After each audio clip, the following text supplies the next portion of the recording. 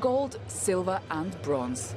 It may not be the Paralympic glory they hoped for, but for these Russian athletes, it is a chance to put an end to years of preparations for this year's Paralympic Games in Brazil.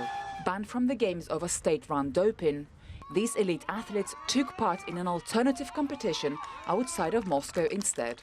Of course, we are very sad that we are not competing in Rio, but we have fought through this issue.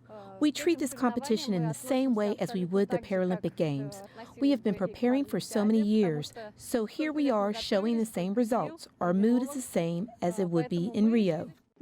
266 athletes, originally selected for the national Paralympic team, took part in the tournament. They represent 18 sports, including track and field athletics, swimming, tennis and archery. Russia decided to hold this alternative Paralympic tournament after it lost an appeal against a blanket ban imposed by the International Paralympic Committee.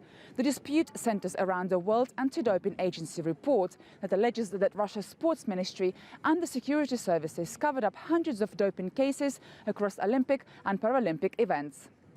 This tournament became known as the All-Russian competition for sports included in the Paralympic Games program.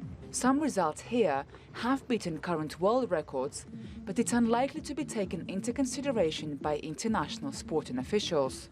Some of these athletes had a handful of competitors, while others had none at all. Some athletes are showing better results when their competitors are nearby, but others are the opposite. Weather-wise, you can't compare. Today we saw rain and wind, while the weather in Rio now is good. So it's not the same result, here or there. Russia's para-athletes are considered to be some of the best in the world. Their team took second place behind China at London 2012. But with the suspension of the country's membership of the International Paralympic Committee, the Russian team will miss the 2018 Games in South Korea. And it's unclear when they'll be allowed to return to international competition. Lyubova, CCTV, Moscow.